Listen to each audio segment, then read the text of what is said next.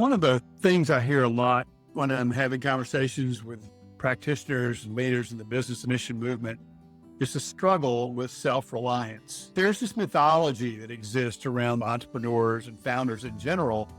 And as Christians, as missionally minded believers who are seeking to do business to the glory of God in other countries, or even in our own country, we're not immune to this temptation, this fallacy of the self-reliant, self-confident leader.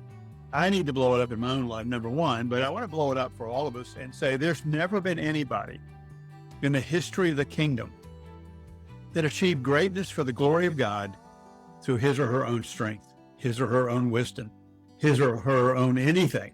In fact, if anything, the scriptures teach us the biblical pathway is a pathway of total reliance on God. It's not self-confidence, it's God-confidence. It's not self-reliance, it's God-reliance. And that really is the way of faith. So let's adopt among ourselves a mantra from what Paul quoted from Habakkuk. The righteous shall live by faith. Now, it's not just that we are saved by faith. He doesn't say the just shall be saved by faith. He says the just shall live by faith. That we begin by grace through faith. We live by grace through faith.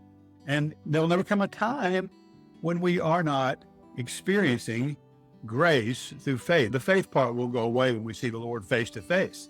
Faith will become sight, but the grace part won't. How do we deal with that? Well, here's the good news. Maybe you won't think of it that way, but it is. The good news is that God is totally committed to the reality that you will learn to walk by faith.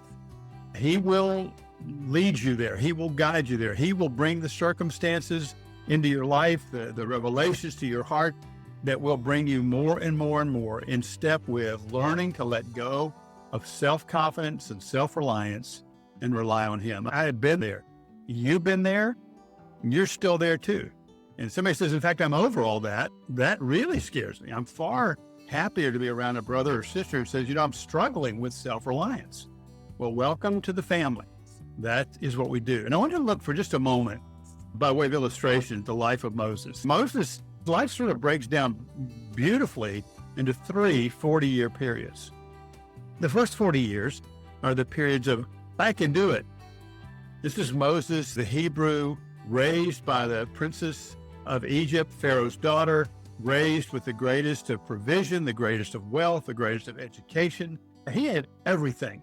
Out of that, he became, it's obvious when you read the story, right in his thinking about God's purpose for his life, and very wrong in his thinking about God's way for his life. It was the I can do. Look at what I can do. I can deliver this. I can stop this fight. I can kill this Egyptian. God took 40 years after that to teach him that I can't. He sees a burning bush and he begins to experience this idea of, I'm just a nobody in the middle of nowhere. He was a shepherd in the middle of nowhere, small town, Middle East. And God spent 40 years teaching him, I can't. So he had 40 years of I can, 40 years of I can't. Now at age 80, it was God's time to show him what God can do with a man who thought he could but can't, and learned that God can. And the next 40 years are the period of God can. And what comes out of that is the deliverance of Israel. It's absolutely amazing. I know he would love to have gone in his first 40 years and delivered Israel. He couldn't. I think he wanted to run away and be alone for the next 40 years because he figured out, I can't do anything. And then as God said, well, I'm with you and I will use you and I will speak to you and I will give you power. I will do it. And Moses learned to believe that. He learned to trust that. The just shall live by faith. And so then Israel finds itself delivered. You can see the same pattern in Paul. You can see the same pattern in Peter. You can see it in the heroes of the golden age of traditional missions and people like Hudson Taylor, who went thinking they could, learned they couldn't, and finally discovered what God could do. It really is a biblical pattern that we need to embrace. We need to encourage each other in it, hold each other accountable to it. When we see or hear this self-reliant spirit, the answer is not to say you can't, but to point ourselves back again to the God who can. And when we begin to see the God who can, it begins to fall in place. So Two things to think about. Number one, trust the process.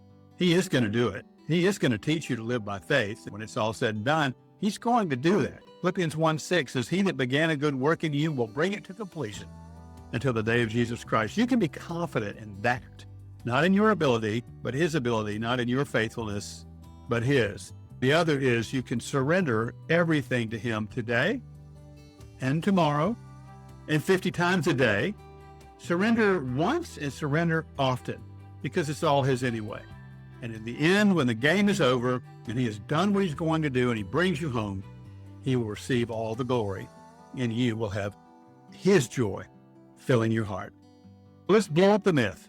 The self-reliant, I can do it entrepreneur, and let's embrace the biblical model of what God can do with somebody who learns that God can, and that's all that matters.